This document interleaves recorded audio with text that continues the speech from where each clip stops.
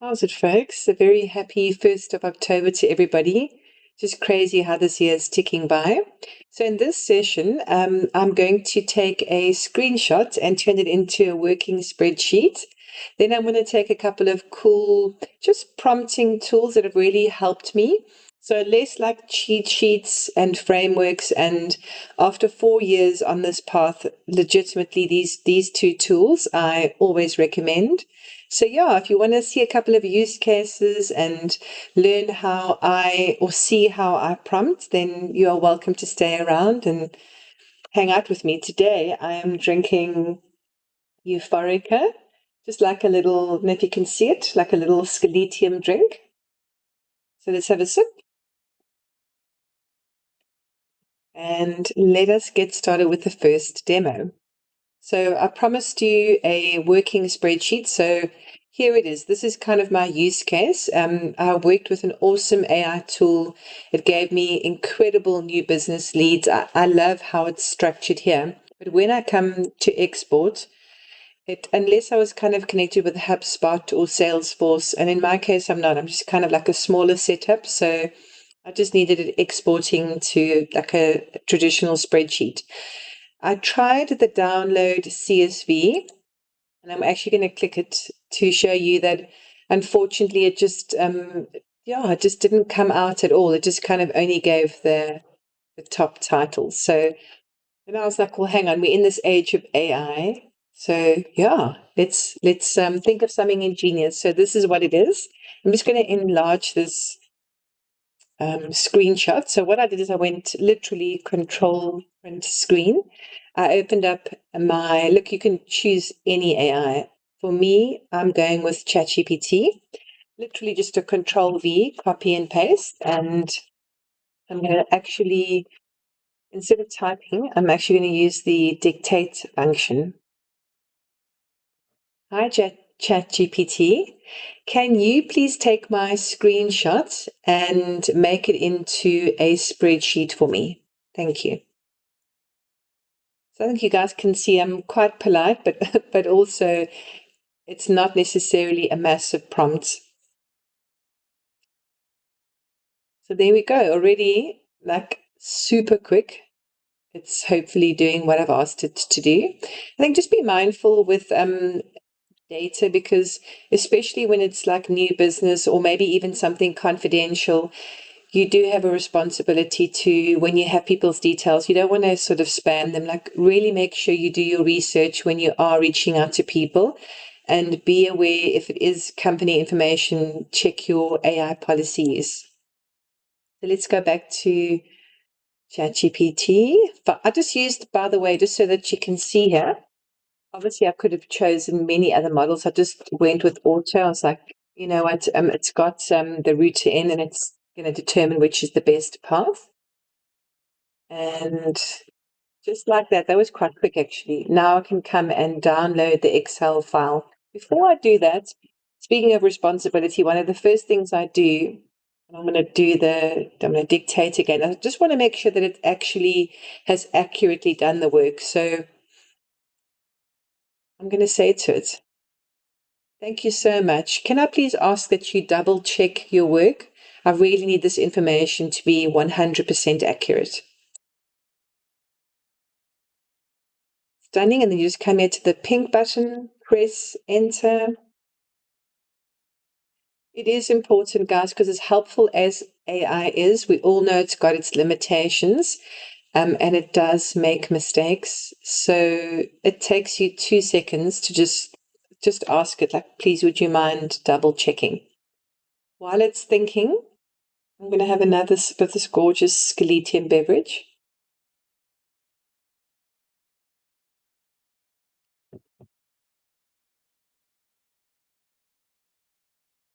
So another reason why I chose this use case is that I just thought, for the smaller setups like myself, and you kind of wish you had a PA, or you wish you had some extra resource, that is the power of collaborating with AI. Like, literally, this is something I would outsource to an intern or to a PA. I would say, look, can't seem to convert it. I'm looking for a spreadsheet. Would you mind doing that for me? So luckily our AIs are doing that. While it's thinking, I'm going to go on here and just download this Excel file. See, it's actually already given it a nice name, companies list. I'm going to double click it. Yeah. I mean, obviously it looks pretty funky and pretty accurate rather as well. I mean, I had company description and URL. The rest was kind of just, I didn't really need that. So we go back, we can just double check. So there we have the company name, the description, and the URL. The rest of these last four sort of cells, yeah, or columns, I didn't actually need. Let's go back to GPT. Cool. Next, I've rechecked it, but I can't guarantee 100% accuracy from a single screenshot. Fair enough. A few items are likely off. For example, company names, like, okay, well, they're verifying that the row count is 20. Okay, cool. If you want, I can produce a CSV.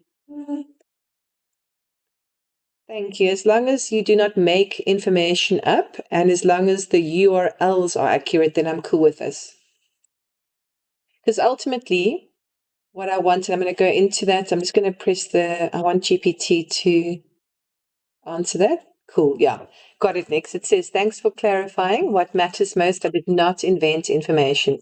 And the URLs are exactly as they appear. Now, that's important to me because this is for client acquisition, new business development. So I'm happy. I'm going to click into the spreadsheet and notice that it's not perfect. And I think that's the whole point again of AI is this is where the human, oh, sorry, I've opened it like way too many times. This is where the human in the loop comes in and he or she can tidy it up. So all you got to do is come here to the top.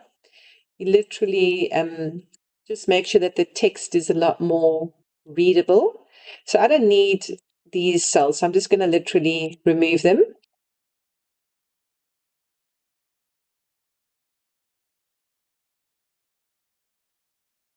And then I'm going to go delete. Yeah, that looks cool. That really looks very, very nice. So and I might move this up a bit. Stunning. And then all you got to do is come here to File, Save As, and voila. You save it to wherever, your desktop, your folder, whatever CRM you got. But this is, I got this information from an excellent AI search engine called Exa, and I will definitely do a video on that. But I wanted to show you how cool it is that you can just take a screenshot and make it into a working spreadsheet. So that's kind of use case number one. The other one I think is also very cool because we're all trying to hustle, we're all trying to make an extra penny. Times are tough, like globally. So I was like, well, what happens if I really make an effort to tidy up my resume? So obviously you do have a responsibility to make sure it's accurate because based on those skills, I'm then going to go to, and maybe I'll go to Claude on this one, but you can actually go to any AI, load up your CV and say, look, based on this, what skills are kind of available to me? So let us do that. This is Claude's interface, just claude.ai. I'm on the free plan here. The chat GPT that I showed you, I'm paying for that, just for full disclosure. Then you come here to the plus button, and I'm literally going to upload my CV. So let's go to the desktop, and it's right there, Nick's CV. And I'm a voice person. I'm not used to typing, but I'm going to type it. I'm just going to say, please, can you review my CV and let me know what side hustles I could do to earn some immediate cash next week. Again, we could totally make a better prompt, and the other use cases to come, I'll show you how we can really augment. The prompt is how we speak, by the way, to the AI. Been very basic here because I just want to show you the capabilities of the use cases, things that I think it's actually how it can usefully contribute to your life. And in this case, I'm looking to make a bit of money. It's not like I want to go and sort of build an app quite yet or deploy it. So what can I do like for next week? So let's see what Claude says. Cool. It gives me my strengths. I'm not going to kind of read that. Quick fixes. Side hustles for immediate cash. Cool, that's cool. It says you can do some AI consulting calls. Like, cool. That is kind of what I'm already doing. But still, thank you for that. Template sales. That's interesting. Package your existing work as templates. That's very cool. Fill out retreat forms, card booking page template. I love that. I've actually been thinking about that. Airtable works a setup for a small business. Yeah, that's very cool. And you sell it on Gumroad or Etsy. LinkedIn content and tips, immediate visibility, post daily on LinkedIn. Offer DM me for a 15-minute AI audit. Yeah, this is cool. I like this. Corporate workshops, very cool. Guys, one thing about AI or working with it is when it does give you tips, it's up to you as the human to action it. And it is tough to reach out to people. It's daunting, but it's worth it because out of those 20 reach outs, perhaps you get one booking. So that's cool. It says Fiverr, Upwork gigs. Yeah, this is cool. And then it even gives me an action plan. So it's actually holding me accountable. It's saying Monday to Tuesday, set up quick offerings on LinkedIn and Fiverr. Wednesday, email 20 businesses offering workshops. Wow. Thursday to Friday, 2 templates to sell. And on the weekend, run your first paid consulting calls. This is cool. And if you like this, you just come here to copy. I'm just going to reduce my screen. And then you come and you just open up a Word doc, or again, I don't know if you've got Notion, wherever you save things you like. Control V, copy it, and boom. And then you just come in the usual, save it to wherever, your desktop.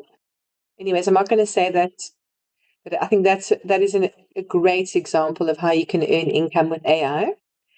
And then my next use case, I absolutely love these guys. They are called gptforwork.com. It's a free, they're pretty much, I call it automating your prompt, and I'm going to show you why I say that. But before we do, I just want to say that the OpenAI, they are not affiliated with OpenAI. That's just at the time, that's what they decided to call this.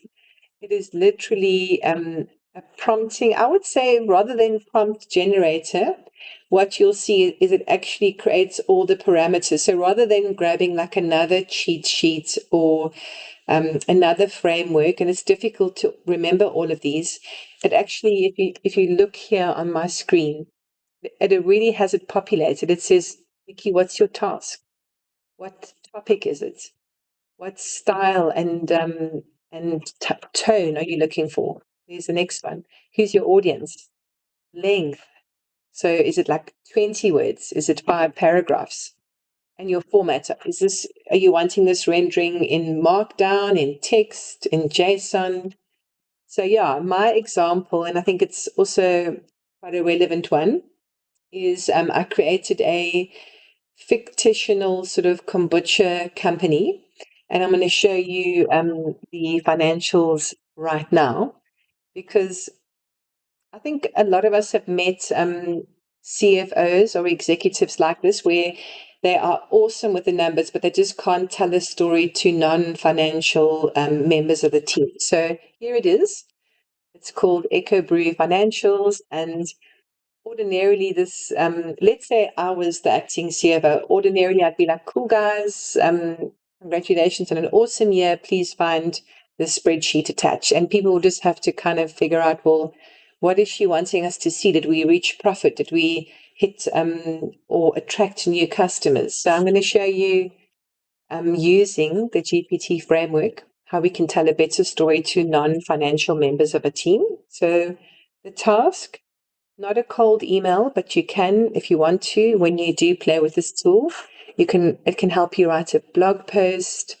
In my case, I'm coming down here. I just wanted to summarize in 3 paragraphs my use case. So my use case is help me to better tell a story of how we did as a company to my non-financial colleagues. So this is the only placeholder you actually physically have to type into. Everything else is a pick list. My style, so we're not speaking to academics, we are speaking to the business, and yet you get to choose what tone the writing needs to come through. So is it casual? Is it descriptive, emotional, formal, legal, persuasive? So in my case, I'm going to go with business. Tone, do you want to deliver it being angry? Like, preferably not. Assertive, confident, curious. Yeah, joyful. Professional. I'm going to go with professional because that's my use case. Audience, they're not kids, they're not 5-year-olds or teens. We could say, cool, we reckon they're all 40, but just to sort of cover yourself, it's a business audience. The length, yeah, I don't want 100 words, 2 paragraphs, but not enough. I think I'm going to go for 3. And then the format. This again is what I mentioned earlier. So do you want it in text or in code? It says it there, hypertext, markup language, JSON, XML. So I please want it in text. And this is where I say like it automates your prompting framework. Because look at that. Now, everything you need for best prompting practice, here it is. You just come here to copy it. And I'm actually going to use Claude again. Why not? It's welcoming me back. Like, how's it next back at it? And all I do is Control V, I pop it in there. Now, at this point, you could not attach your financial report and just let AI kind of make up some dummy data. I do have the report I showed you earlier, so I'm going to actually upload that. And there we go. Here it is, Echo Brew Financials. And then you just come here to this beautiful orange button and you press it. And let's see if an excellent financial director who once couldn't communicate his or her story can do it better now as he or she collaborates alongside the AI. So here it is. I asked for 3 stanzas, 3 paragraphs. So that's 1, 2, and 3. Cool. So it's done what I've asked there, which is great. And let's tuck in. Let's see if this would be good enough to present on the first draft. So Echo Brew's strong performance.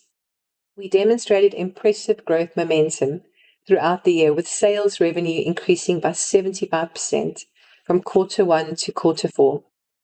We began the year generating 1.2 million in the first quarter, and we finished strong at 2.1 in the final quarter. That's cool. I like that. I would listen to that story. And then it's like, I'm not going to read it all to you now, but it actually it takes the data and it makes it into more of a relatable story. And that's kind of how I also teach. So I think this is awesome. It just ends off by saying that the strong performance across different product lines positions us well for continued expansion, and it gives us confidence in our ability to adapt to changing market demands. So yeah, that company is quite styling. I love that. I will drop all of these URLs into the video. So now you've got your third use case. The final use case is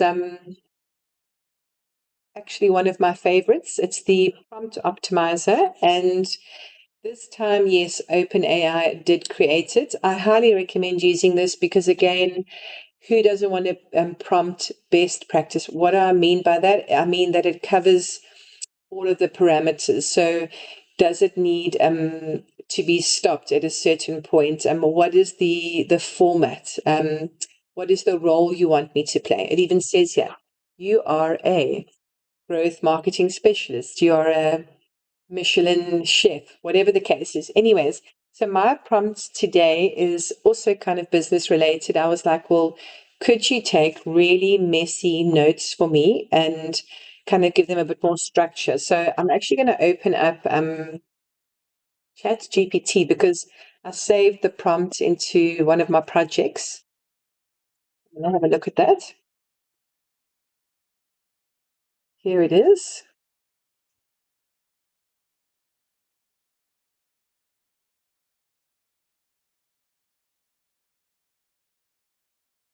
Stunning. And there we go. It's available for me. And I want to do a contrast. I want to actually show you that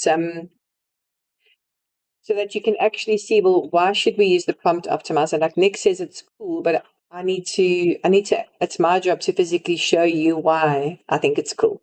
So this is like an ordinary chat. If I just left that prompt literally as it was, just please type my messy, and in fact, I'll actually say not these, my messy notes into actionable items, just like that. And then I press the sort of go for it, the enter button. That's all I've said, hey? And just quickly, it's like, cool, here we go, next. Here's a cleaned up version. Like, no, I don't want to be funny, but all it's done is it's actually just put numbers 1 to 6.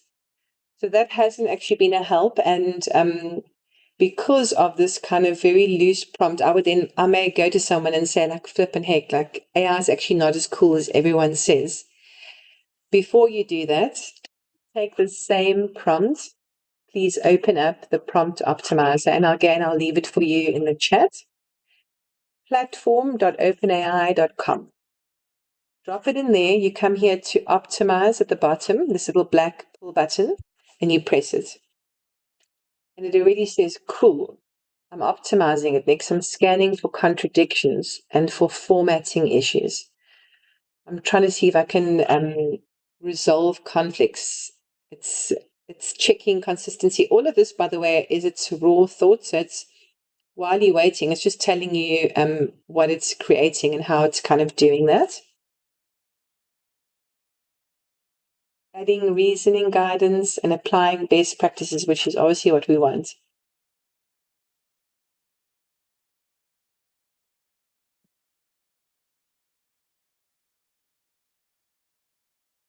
Awesome.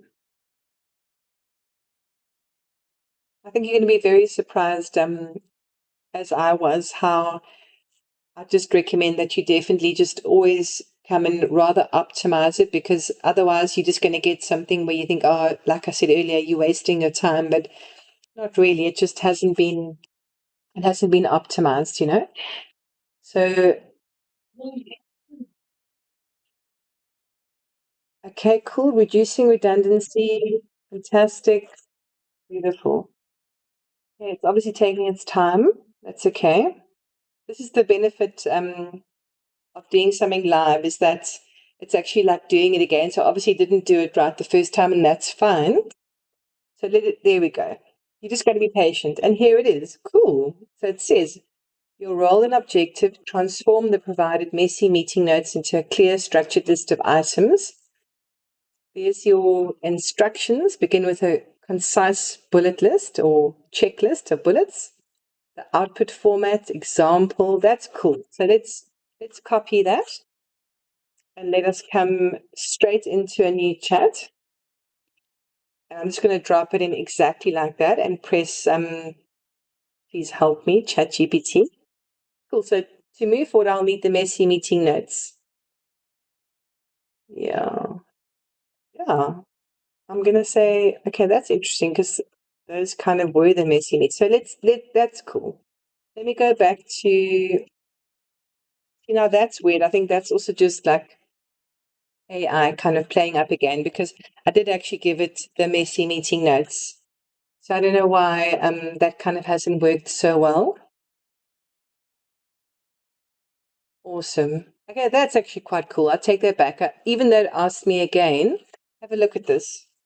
So this is a lot better than the first output. It actually now says, cool, action item here in the top left, responsible party, notes, questions.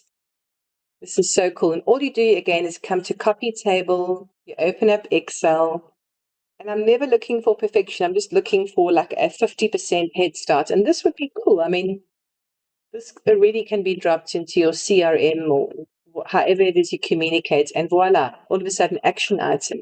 Who's responsible? Marketing. The campaign's not ready. There are my notes. And the same with, cool, you've got to fix a bug here. That's action item 2. Who's responsible? Devs. And the notes bug has flagged again. So, guys, I hope you enjoyed that. This is pretty much me every day playing in different playgrounds, And yeah, watching things work and watching things not work, but that is also just part of working with AI. So as always, thank you for being here and see you soon.